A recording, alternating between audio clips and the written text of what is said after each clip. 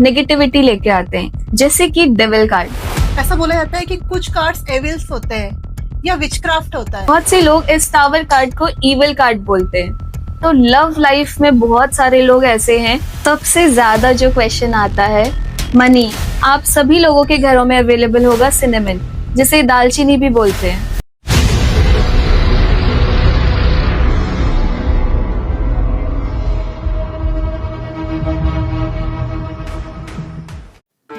जैसे कि हम डिवाइन एनर्जी पे काम करने जा रहे हैं, तो सबसे पहले हम मेडिटेशन और एक छोटी सी प्रेयर से स्टार्ट करेंगे। अगर आप चाहे तो आप अपनी आंखें बंद कर सकते हैं, शांति से बैठ जाएं। जी। लंबी गहरी सांसें लेंगे और जाने देंगे। Breathe in and breathe out.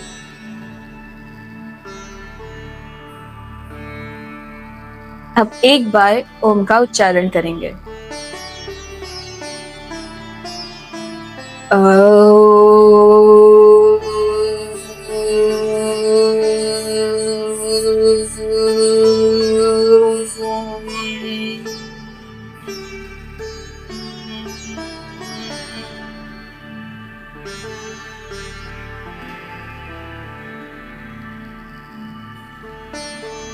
Universe को थैंक यू बोलते हुए और ग्रैटिट्यूड के साथ एक प्रेयर करेंगे। अपने इष्ट को याद करते हुए, वंदे देव उमापतिं सुरगुरुं, वंदे जगत् कारणं, वंदे पन्नग भूषणं मृगधरम्, वंदे पशूनां पतिं, वंदे सूर्य शशांक वहिनी नयनम्, वंदे भक्त जनाश्रयं च वरदम्, वंदे शिवं शंकरम्। ओम नमः शिवाय। नमस्कार दोस्तों, मैं लता स्वागत करती हूँ आपको आपका हमारे इस पॉडकास्ट में। आज हम एक ऐसे अकल्ट साइंस की मॉडलिटीज के बारे में बात करने वाले हैं, जिसके बारे में आपने कभी ना कभी, कहीं ना कहीं, किसी ना किसी से जरूर सुना होगा। जी हाँ, हम बात करने वाले हैं टैरो की दुनिया। जब टैरो की दुनिया की बात आती है, जब हम उसमें कदम रखते हैं, तो हमारे मन में एक फ्यूचर, एक रहस्य और एक बहुत डर सा आता है। लेकिन मैं आपको बताना चाहूंगी, इन्हीं धारणाओं को तोड़ने के लिए आज हमारे शो में उपस्थित है एक बहुत ही खास मेहमान, जिनके बारे में मैं आपको बताना चाहूंगी। उन्होंने कई हजारों में रीडिंग करके कई लोगों को एक गाइड दिया है, अच्छा एक रास्ता बताया है, और साथ ही उनकी प्रैक्टिकल रीडिंग्स बहुत ही एक्यूरेट है। जी हाँ, मैं बात कर रही हूँ हमारे शो में खास मिस प्रियंका जी का। प्रियंका जी, आपका बहुत बहुत वार्म वेलकम है हमारे इस पॉडकास्ट में। Thank you so much ma'am. हम में से कई लोग ऐसे होंगे जो अपनी लाइफ में कभी ना कभी किसी न किसी प्रश्न पर आकर जब स्टक हो जाते हैं, जब एक मिडिल ग्राउंड में होते हैं, तब हमें उन सवालों का कोई क्वेश्चन का कुछ आंसर नहीं मिलता। हम ब्लैंक हो जाते हैं, सॉल्यूशन नहीं रहते हमारे पास। तब हम एस्ट्रोलॉजी, न्यूमरोलॉजी या टैरो कार्ड रीडिंग जैसे साइंस की तरफ अपना प्रश्न रखते हैं। विश्वास कीजिए, उस समय हमें एक ऐसा सटीक सा उत्तर, एक ऐसा गाइडेंस या कुछ एक ऐसा मोटिवेशंस मिलता है जो हमको इस साइंस पे विश्वास करने के लिए प्रोत्साहित करता है। और आज हम इसी टैरो कार्ड साइंस की अगर बात करेंगे, तो मैं आपको बताऊंगी कि इसमें कई तरह के कार्ड्स हैं, और सबसे अच्छी बात है कि हर कार्ड्स की अपनी स्टोरी, अपने सेंसेशंस और एक अपनी कहानी है जिसको कि एक एक्सपीरियंस टेरो कार्ड रीडर ही हमें बता सकता है। तो इन सब साइंस को डिटेल्स में जानने के लिए हम प्रियंका जी के पास जाएंगे। प्रियंका जी से हम हमारा पहला सवाल करेंगे। Priyanka ji, thank you so much ma'am for the warm welcome. Priyanka ji, आप मुझे ये बताइए, हम टेरो कार्ड साइंस की बात करते हैं तो ये टेरो कार्ड साइंस क्या है, कैसे की जाती है, और इस टेरो कार्ड साइंस के लिए क्या किसी पर्सन्स का फिजिकल वहां अपीयर होना जरूरी है? जी मैम, बहुत अच्छा सवाल है आपका। टैरेट कार्ड जो है माइस्टिकल गाइडेंस के रूप में जाने जाते हैं। इनका जो आगमन हुआ है वो यूरोप से हुआ 15th सेंचुरी में, जहाँ पे इसे टैरोकी के नाम से जाना जाता था और ये एक गेम कार्ड की तरह खेला जाता था। उसके बाद जब इसका इन्वेंशन हुआ, धीरे धीरे इसमें स्पिरिचुअलिटी ऐड होती गई, डिविनेशन ऐड होते गई और ये 20th सेंचुरी में इंडिया तक पहुंचा न्यू एज के द्वारा। जब ये इंडिया में पहुंचा तो यहाँ के लोगों ने इसे ज्योतिष, स्पिरिचुअलिटी इसके साथ इंटीग्रेट करके अपनाया और इस टैरेट कार्ड का आविष्कार जो हुआ है आर्थर राइडर वेट ने किया 1909 में, इन्हें पब्लिश किया और इसके जो सिंबॉलिक हैं वो पामेला कॉलमैन स्मिथ ने किया और ये सिंबॉलिकली इतने रिच हैं कि आपको इनके सिंबल से, कलर से, इनके नंबर से आप सामने वाले के इंटेंशन, एनर्जी, उनके बारे में, उनके अंदर क्या चल रहा है वो पता लगा सकते हैं। टैरेट कार्ड सिर्फ एक कार्ड ही नहीं, ये हमें एक इनर क्लैरिटी देते हैं, एक इनर गाइडेंस देते हैं जो हमें एक डिसीजन मेकिंग में बहुत हेल्प करते हैं। और टैरेट कार्ड की अगर बात करें तो ये हमारे सबकॉन्शियस माइंड को रिफ्लेक्ट करके एक मिरर के तौर पे हमें दिखाता है।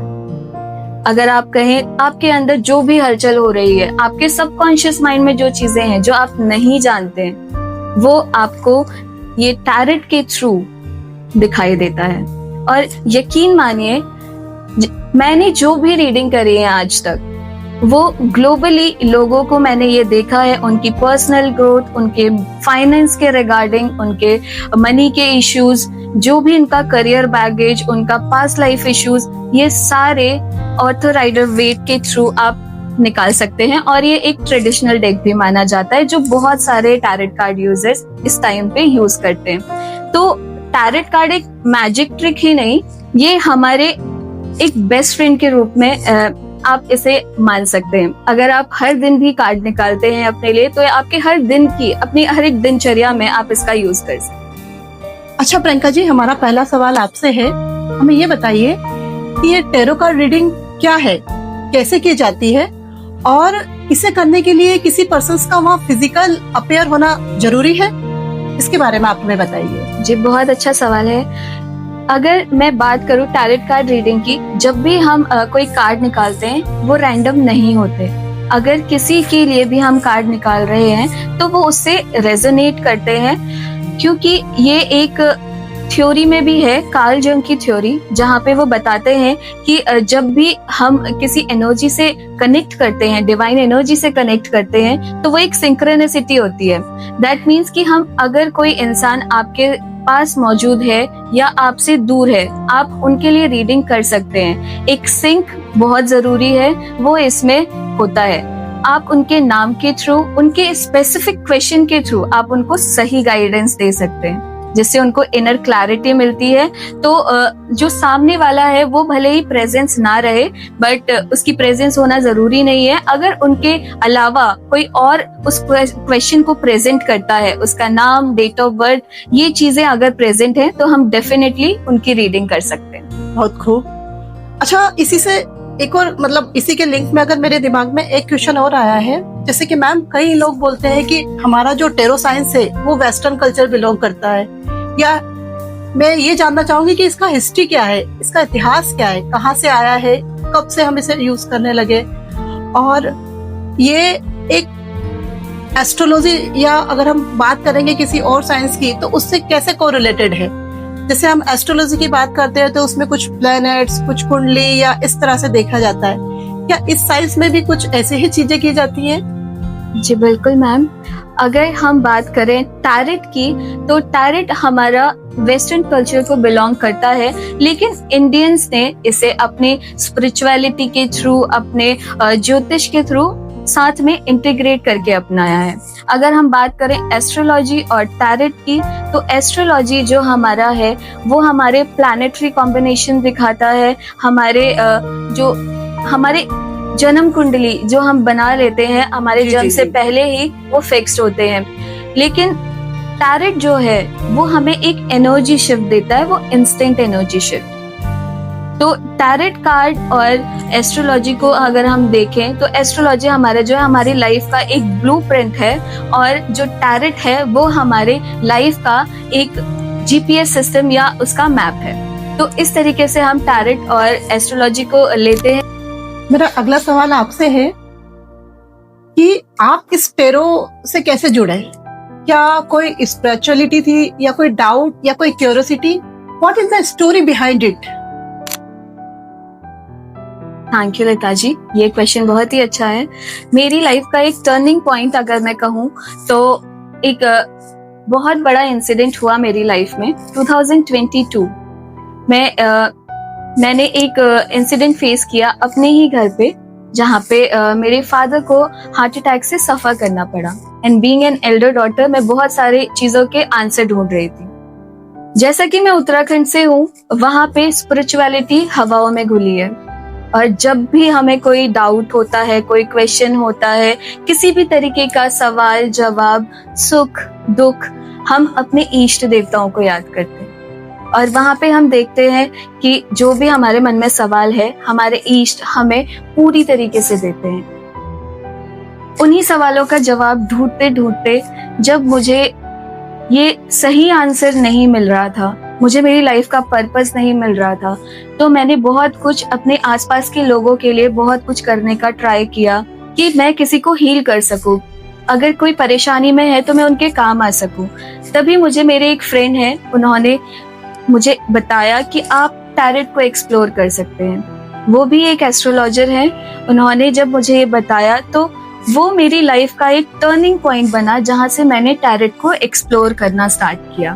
और आज तक जितनी भी मैंने रीडिंग्स करी हैं, अपने क्लाइंट्स की ग्रोथ देख के, ट्रांसफॉर्मेशन देख के, अलाइनमेंट देख के मुझे बहुत ही अच्छा लगा। और वो ट्रांसफॉर्मेशन जब लोग लेकर आते हैं, जब वो स्टोरीज लोग लेकर आते हैं, तो यकीन मानिए बहुत अच्छा लगता है। तो इसी तरीके से टैरेट मेरी लाइफ का एक बेस्ट फ्रेंड बन गया।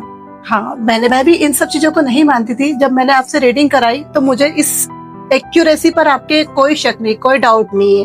आपके रिजल्ट्स, आपके गाइडेंस एक्यूरेट रहते हैं। अच्छा, एक चीज और मैं आपसे पूछना चाहूंगी।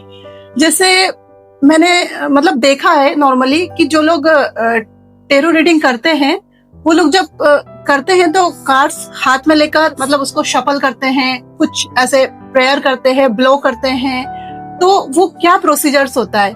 जैसे समथिंग लाइक दैट। अगर मैं देखूं कि एक आप लोग बोलते हो कि जैसे आप सोल टू सोल कनेक्ट होते हो, यूनिवर्स से कनेक्ट होते हो, तो नॉर्मली मैं पूछना चाहूंगी मैम, जैसे एक छोटे से रॉकेट को लॉन्च करने के लिए हमें सालों की मेहनत लग जाती है स्पेस तक भेजने के लिए, बट यूनिवर्स से आप अपनी उस सोल्स को कुछ सेकंड्स में कैसे कनेक्ट कर पाते हैं?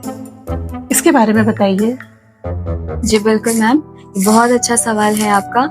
जब हम टैरेट के रिचुअल्स की बात करें तो आपने देखा ही होगा, हमने रिचुअल स्टार्ट करने से पहले एक मेडिटेशन किया था, एक एसेंस बढ़ाई थी, एक एसेंस जलाई थी, अपने आसपास को क्लेंस किया था।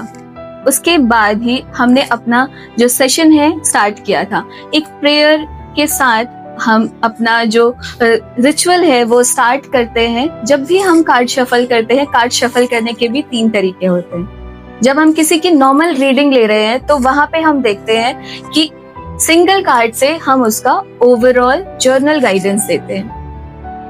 अगर हमें उसके पास्ट फ्यूचर के बारे में जानना है तो हम 3 कार्ड उठाते हैं, जिसमें एक पास्ट का, एक प्रेजेंट का और एक फ्यूचर का कार्ड होता है।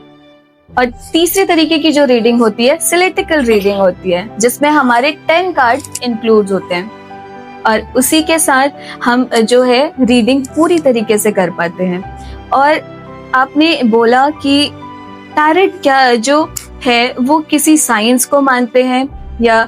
जी बिल्कुल, ये एक डिविनेशन टूल है, एक डिवाइन एनर्जी की अगर मैं बात करूं तो ये यूनिवर्स से कनेक्ट होते हैं। अगर हम देखें ये 5 यूनिवर्स में जैसे एलिमेंट्स होते हैं, 5 एलिमेंट्स, तो 5 एलिमेंट्स का हमारा शरीर भी बना हुआ है। या करेक्ट। एलिमेंट्स के अकॉर्डिंग ही हमारे कार्ड्स भी हैं इसमें। टैरेट के साइंस की बात करें तो कार्ल जंग की एक थ्योरी है जहां पे वो बताते हैं कि जितने भी हमारे कार्ड्स हैं वो रैंडम नहीं होते। आप जब भी एक कार्ड पुल करते हैं तो सामने वाले की इनर फीलिंग्स को हम जान सकते हैं, वो डायरेक्टली कनेक्ट करते हैं उनके बिलीफ सिस्टम से।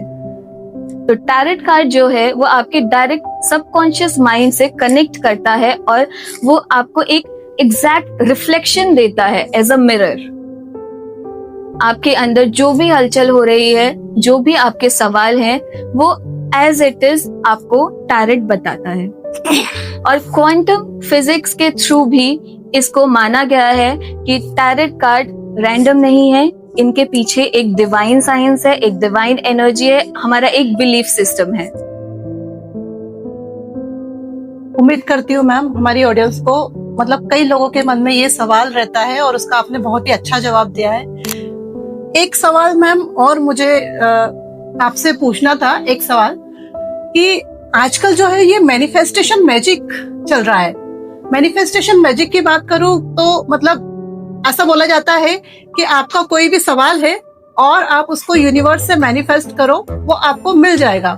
सपोज मेरी बहुत हार्डली स्ट्रॉन्ग डिजायर कि मैं एक ऑनेस्ट और एक स्ट्रॉन्ग और एक फेमस लीडर पॉलिटिशियन से मिलूं। कई दिनों से मेरी इच्छा है, तो क्या मैं स्पेस मतलब ओपन स्काई के नीचे अगर बोलूंगी कॉन्वलक्सा कॉन्वलक्सा कॉन्वलक्सा तो वो मेरा मैनिफेस्ट पूरा हो जाएगा? मतलब इसके बारे में बताइए मैम, ये जो ट्रेंड में चल रहा है ये क्या है? जी बिल्कुल, मैनिफेस्टेशन जो है हमारा लॉ ऑफ अट्रैक्शन का एक साइंस है जिसके प्रोसेस हम मैनिफेस्टेशन में करते हैं। मैनिफेस्टेशन में हम जर्नलिंग करते हैं, हम लिख के मैनिफेस्ट करते हैं, हम बोल के मैनिफेस्ट करते हैं, हम उस डायरेक्शन पे एक्शन लेते हैं जो चीज हमें चाहिए। अगर हम उस पे एक्शन ले रहे हैं, एक्यूरेट एक्शन ले रहे हैं, तो हमें वो चीजें मिलती हैं।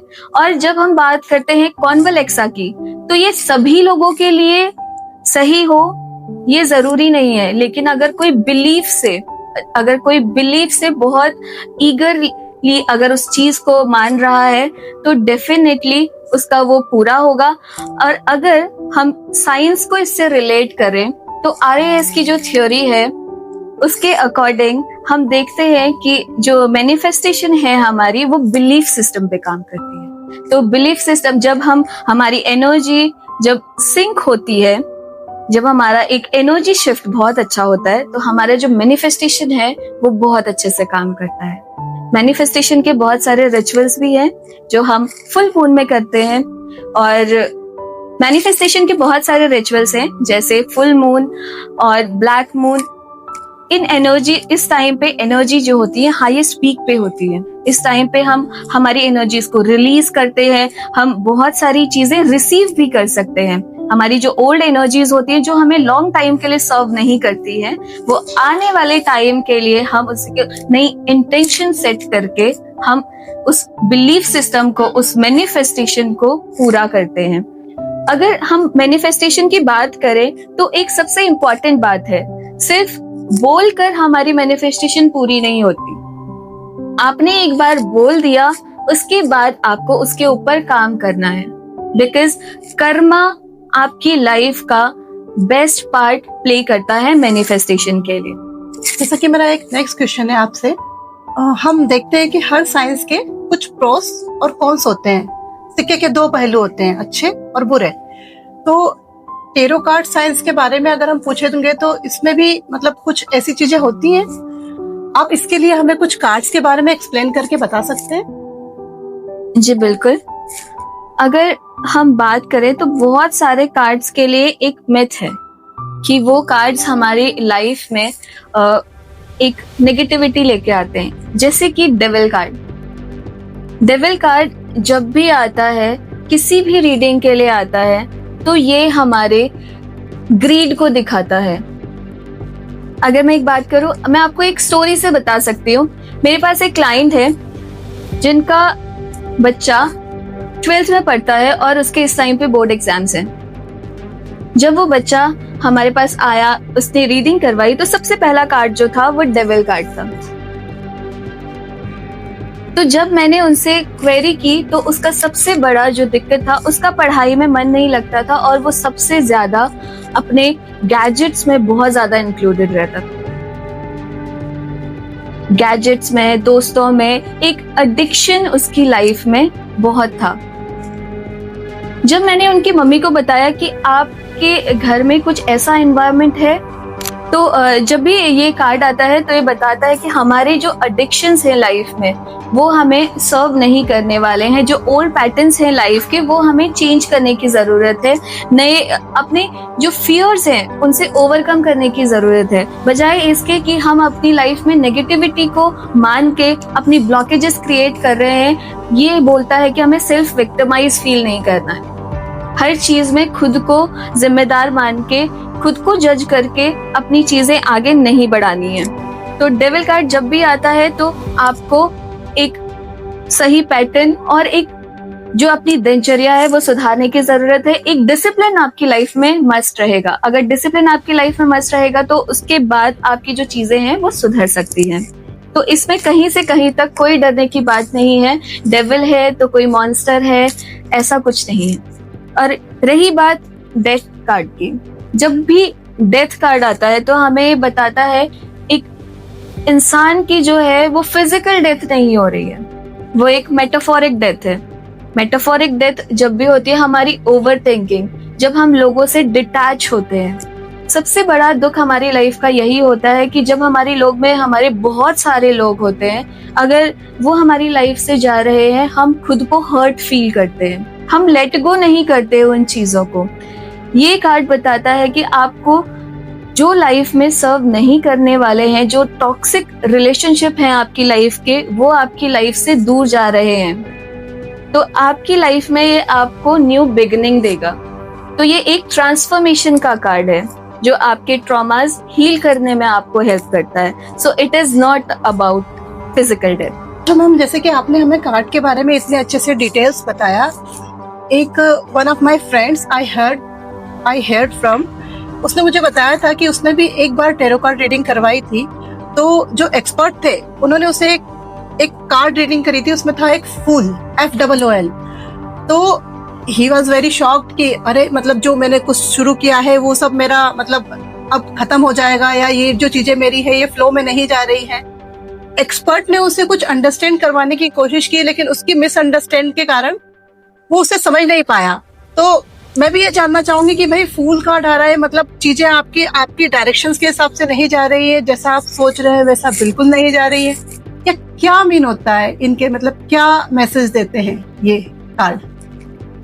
जी बिल्कुल, ये हमारा एक मेजर आर्काना का कार्ड है और इसमें आप देख ही सकते हैं एक इंसान एक क्लिफ पे है, जहाँ पे उसके पास एक वॉन्ड है और बहुत अच्छा सा बैगेज है और एक हाथ में फूल है।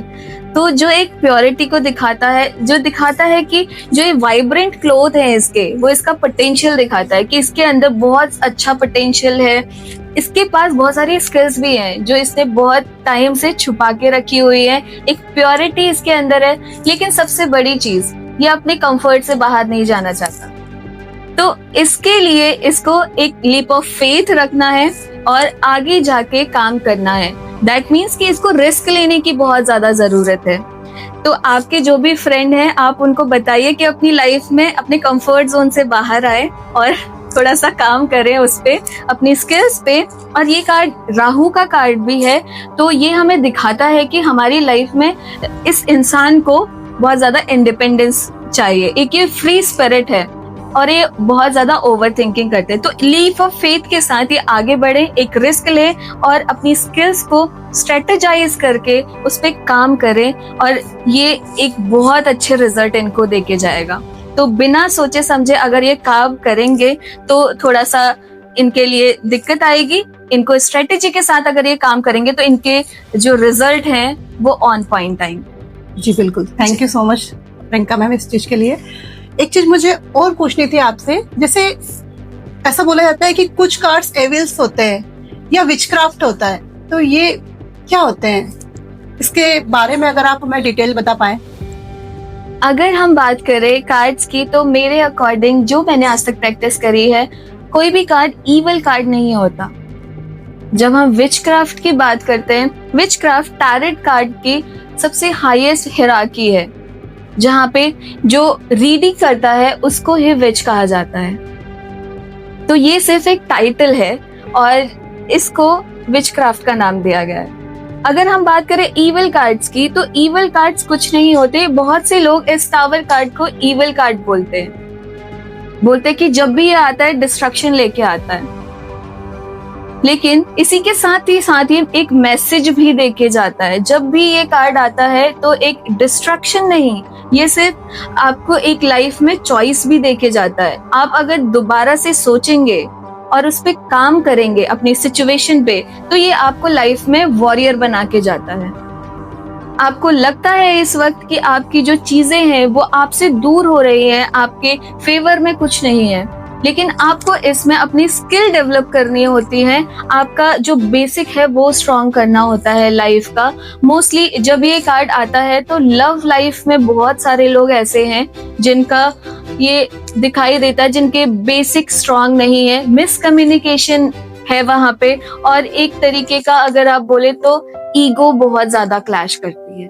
टॉक्सिक रिलेशनशिप में जब भी हम ये देखते हैं तो हम ये बताते हैं कि आपको ईगो से नहीं, प्यार से हैंडल करना है और एक कम्युनिकेशन स्ट्रांग रखना है।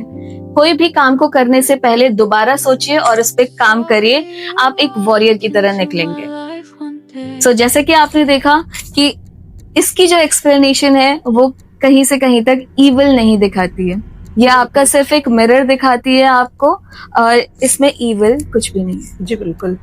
अच्छा, मेरा एक सवाल आपसे और था, जैसे आप ये जो रीडिंग करते हैं, तो आप तो अभी तक जो है वो 4 फिगर नंबर में रीडिंग कर चुके हैं और काफी अच्छी रीडिंग करते हैं एक्यूरेसी के साथ। मैं आपसे पूछना चाहूंगी कि ज्यादातर लोग आपके पास किस तरह के प्रश्न लेकर आते हैं और किस तरह के आप क्वेश्चंस जो है वो अपनी लाइफ में ज्यादातर अभी तक फेस करते आए हैं, उसके बारे में आप मुझे थोड़ा और बताइए इसके। जी मैम, सबसे ज्यादा जो क्वेश्चन आता है मनी, अपना सपना मनी मनी। सबसे ज्यादा क्वेश्चन लोगों का रहता है इंस्टेंट मनी कैसे कमाए, हमारा पैसा कहीं फंसा हुआ है उसे कैसे वापस लेके आए। हमारी लाइफ में करियर हम कितना भी काम करते हैं, हमें उस अमाउंट पे हमें वो पैसा नहीं मिलता जो हम चाहते हैं। तो इसी के साथ एक रिचुअल मैं शेयर करना चाहूंगी। मनी रिचुअल हम करते हैं, आप सभी के घरों में वो चीज अवेलेबल होगी जो हमारे एंशिएंट टाइम से हमारे दादी लोगों के किचन में रहता है, सिनेमन, दालचीनी, सबके घर में अवेलेबल होता है। आप इसका यूज कर सकते हैं, एक मनी मैनिफेस्टेशन ऐसे मान लीजिए, और इसके साथ आप एफर्मेशन का यूज कर सकते हैं। आपको यूज कैसे करना है, आपको सबसे पहले दालचीनी का पाउडर बना लेना है और हर महीने की 1 तारीख को आपको इस पाउडर को अपने घर के बाहर खड़े रह के अपनी राइट हथेली में रख के उसे अंदर की तरफ ब्लो करना है, और ये आपको इंस्टेंट रिलीफ देता है। एंड इवन इसके साथ आपको एफर्मेशन बोलनी है कि money flows to me easily and effortlessly. आपको ये एफर्मेशन बहुत काम करेगी, आप ये ट्राई करके देख सकते हैं। जैसा कि मैम आपने बताया मनी रिचुअल्स के बारे में, बहुत अच्छी बात है। मैं भी जैसे ये जानती हूँ कि पैसा सब कुछ नहीं होता, लेकिन पैसा फिर भी बहुत कुछ होता है। हम हमारे डियरेस्ट नियरेस्ट को इससे बहुत कुछ दे सकते हैं। तो आपने हमें रिचुअल्स बहुत अच्छे से बताया। मैं अपनी तरफ से और ऑडियंस की तरफ से एक रिक्वेस्ट करती हूँ, क्या इस तरह का एक और रिचुअल्स आप हमें बता सकते हैं? जी बिल्कुल। जैसे कि मैंने बताया कि सबसे ज्यादा जो मेरे पास क्लाइंट है वो मनी ग्रोथ और उनका जो डेट है वो क्लियर नहीं हो रहा, और उनका जो पैसा उन्होंने कभी किसी को दिया है वो वापस नहीं आ रहा। तो इसके लिए सबसे अच्छी रेमेडी है, आप सभी लोगों के घरों में अवेलेबल होगा सिनेमन, जिसे दालचीनी भी बोलते हैं। वो आप उसका पाउडर बना लीजिए, उसकी एक स्टिक आती है, उसका आप पाउडर बना लेंगे। महीने की सबसे पहली तारीख को या वीकली फ्राइडे को आप ये रिचुअल परफॉर्म कर सकते हैं। आपको सबसे पहले ये करना है, आपका जो दालचीनी का पाउडर है आपको अपने राइट हैंड में रखना है और उसे अपने घर के एंट्रेंस पे जाके खड़े होना है और राइट हैंड में जब आप वो पाउडर रखेंगे घर के अंदर की तरफ को ग्लो करना है, प्रॉस्पेरिटी के लिए, अबंडेंस के लिए। और साथ में आपको एक विजुअलाइजेशन करना है, money flows to me easily, money flows to me effortlessly. आपको इस तरीके से मैनिफेस्टेशन की एक एफर्मेशन बोलनी है। आपका जो फंसा हुआ पैसा है या कहीं पे भी आपका जो काम है वो आपको पूरा करना है और आपको उसका पैसा नहीं मिल रहा है, तो आपको वो मनी फ्लो, वो एक एनर्जी शिफ्ट आपको इंस्टेंट मिलेगा। विद इन 3 days आपको वो एनर्जी शिफ्ट फील होगा और आपके पास अबंडेंस आनी स्टार्ट हो जाएगी। जैसे कि हमने बात की आपके रिचुअल्स के बारे में, एक रिचुअल एक ऐसा रिचुअल है जो हर इंसान के लिए काम करता है और हर किसी इंसान के घर में पानी होता है। पानी से हम मैनिफेस्टेशन करते हैं और एक एनर्जी शिफ्ट देते हैं, एक विजुअलाइजेशन करते हैं। आप सभी मॉर्निंग के टाइम पे एक ग्लास ऑफ वाटर ले लेंगे और ध्यान रखिए जो आपका ग्लास रहेगा वो कांच का रहेगा और उसमें आप पानी भर के एफर्मेशन बोलेंगे। उसको आपको ग्लास होल्ड करना है और उससे एफर्मेशन बोलनी है और जो आप एफर्मेशन बोलेंगे वो प्रेजेंट टेंस में बोलेंगे। सबसे पहले आज के टाइम पे जो भी लोग हैं खुद पे डाउट करते हैं, खुद से प्यार करना भूल गए हैं, तो सबसे पहली एफर्मेशन होगी आपकी, I am loved, I love my self, I am successful, I am healthy, I am wealthy. I attract opportunity. I attract prosperity. I attract true love.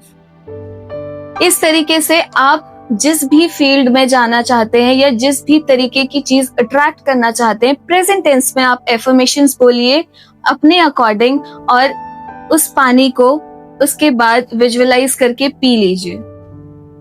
इससे आपका गट हेल्थ भी इंप्रूव होगा और साथ ही साथ आपकी जो मैनिफेस्टेशन है वो भी कंप्लीट होगी। चलिए हम चलते हैं हमारे शो के अंत में। मैं प्रियंका जी आपसे एक लास्ट सवाल ये पूछना चाहूंगी, जैसे कि हमें बताया गया है कि ये जो 2025 है ये एस्ट्रोलॉजी के हिसाब से मार्स का ईयर है और इस समय मतलब वैसी ही मतलब जो चीजें होनी चाहिए वैसी हो रही है, तो क्या हम टेरो साइंस के बारे में जो बात कर रहे हैं इसमें भी कोई कार्ड्स या कुछ ऐसी चीजें जो आप बता सकती है कि 2025 में ये साल हमारा कैसा रहने वाला है और क्या कर सकते हैं हम इसमें?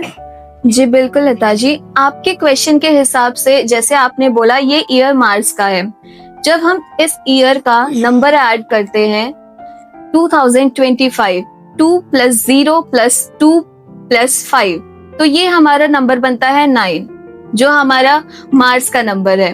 और अगर हम देखें तो हमारे जो मेजर कार्ड्स हैं, मेजर कार्ड्स में एक नंबर है 9, जो 9 नंबर है वो हर्मिट का कार्ड है। तो जब हम मार्स की बात करते हैं, जैसा कि मैंने आपको बताया, ये ईयर हमारा जो है मार्स का है, वो हमारा कैसे कैलकुलेट होता है, 2 + 0 + 2 + 5, जो हमारा 9 नंबर बनाता है, जो हमारा इस ईयर का 2025 नंबर है, ये ऐड होके 9 बनता है। तो हमारे एक मेजर आर्काना में से 9 नंबर जो है हमारे मार्स के ईयर को दिखाता है। ये दिखाता है कि आपकी एनर्जी इस साल कैसी रहेगी।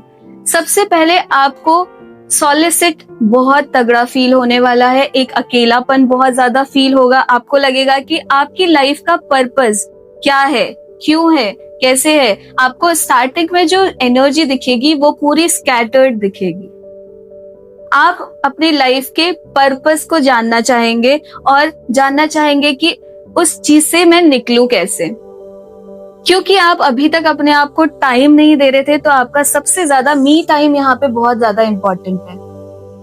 जो लोग जिंदगी की भागदौड़ में बहुत ज्यादा बिजी रहते हैं, सबके लिए काम करते हैं, अपनी रिस्पॉन्सिबिलिटी लेना भूल जाते हैं। तो वो उन लोगों के लिए खुद का टाइम इस वक्त बहुत ज्यादा जरूरी है ट्रांसफॉर्मेशन के लिए।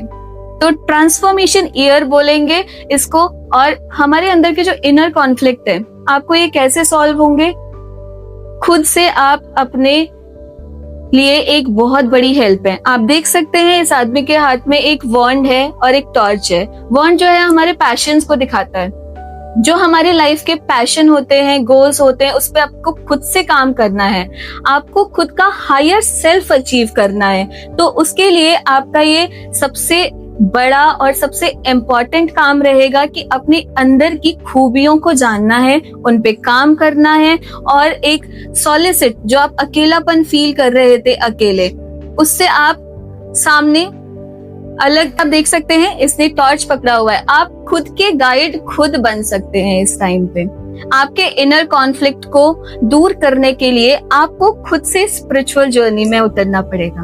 अगर आप किसी भी धर्म को मानते हैं, किसी भी रिलीजन को मानते हैं, तो आप पूजा पाठ करिए, अपने मेडिटेशन करिए। मेडिटेशन इस टाइम पे आपको बहुत ज्यादा हेल्प करेगा क्योंकि ये मार्स का ईयर है। और आने वाला साल अगर हम कहें और देखें कि उसकी क्या खूबियां रहेंगी, तो उसके लिए मैं मेजर कार्ड शफल कर लेती हूँ। टेम्परेंस,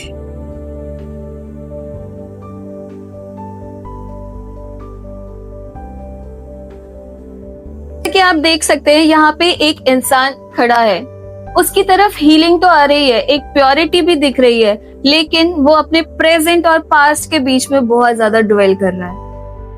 अपनी जो मेजर रिग्रेट्स है, अपने गिल्ट है, ट्रॉमा है, उनको लेकर चल रहा है। तो इस चीज से निकलने का रास्ता भी सामने है और उस रास्ते पे उसको काम करने की जरूरत है। उस पोटेंशियल की जितनी ज्यादा, आप देख सकते हैं कि इसमें बहुत ज्यादा पोटेंशियल है अबंडेंस क्रिएट करने के लिए, उसके पास स्किल सेट है, लेकिन आप इस पे काम नहीं करना चाहते। तो आपको इस पे काम करने की जरूरत है। थोड़ा सा एक, अगर कहें तो आपको पेशेंस रखने की जरूरत है। इसी के साथ हम देखेंगे चैरियट कार्ड। ये हमारे फ्यूचर के लिए, मार्स के ईयर के लिए बहुत इंपॉर्टेंट रोल प्ले करता है। जब भी चैरियट कार्ड आता है, ये कार्ड आता है मोमेंट का। आपके लाइफ में धीरे धीरे मोमेंट हो रही है, आपको भले ही वो दिखाई ना दे रही हो, लेकिन इनविजिबल आपको आर्क एंजल माइकल एक गाइडेंस दे रहे हैं। आपकी यिंग और यांग एनर्जी को बैलेंस करने की जरूरत है। हीलिंग यहाँ पे दिखाई दे रही है। मैम, अगर हीलिंग की बात में बोलूं तो बहुत सारे लोग कंफ्यूज होते हैं कि हीलिंग जो है हमारे, जब हमारा एक्सीडेंट होता है, जो हमारे वॉन्ड्स होते हैं वही हमें क्लियर करने होते हैं, वही हमारी हीलिंग होती है। अगर मैं हीलिंग की बात करूं तो हीलिंग हमारे जिंदगी में जो हमारा सबकॉन्शियस माइंड और कॉन्शियस माइंड होते हैं, दोनों को बैलेंस करने की जर्नी है। लाइफ का एक ऐसा हिस्सा जो अभी तक बैलेंस नहीं है, उसको बैलेंस करना ही हीलिंग कहलाता है। ये सिर्फ फिजिकल इंसिडेंट्स के लिए ही नहीं होती, फिजिकल वॉन्ड के लिए ही नहीं होती, हमारे मेंटल जो वॉन्ड्स होते हैं हमें वो भी क्लियर करने होते हैं। तो यही दिखाता है कि आपको दोनों एनर्जी को साथ लेके चलना है, अपनी फिजिकल और मेंटल हेल्थ का पूरा ध्यान रखना है। आप अगर धीरे धीरे चलते रहेंगे, इनर कॉन्फ्लिक्ट से अगर आप दूर रहेंगे, तो आपको इंट्यूटिवली बहुत अच्छे आइडियाज मिलेंगे। तो ये कार्ड ये बोलता है कि अपना चैरियट चलाए रखिए, अपना काम करिए, अपना कम्युनिकेशन स्ट्रांग रखिए, आप एक एम्पायर क्रिएट कर सकते हैं। Thank you so much. चलते हैं हमारे शो के अंत में। तो आज की इस बातचीत से एक चीज साफ है कि टैरो कोई जादू या कोई अंधविश्वास नहीं है। यह एक एनर्जी मिरर है जो हमें हमारे डिसीजन और हमारी ग्रोथ की क्लैरिटी देता है, जो हमें यह बताता है कि हमें हमारे इंट्यूजन्स, हमारे फेथ और हमारी खुद की दृढ़ संकल्पता पर हमको खुद को विश्वास रखना है। तो यहाँ एक ऐसा पर्सपेक्टिव है, टैरो जो है एक रास्ता है, एक सही रास्ता दिखाता है, चलना हमें खुद है। इसी के साथ हम अगले एपिसोड्स में मिलेंगे एक नए पर्सपेक्टिव के साथ। तब तक के लिए आप अपने इंट्यूजन पर विश्वास रखिए। Thank you so much.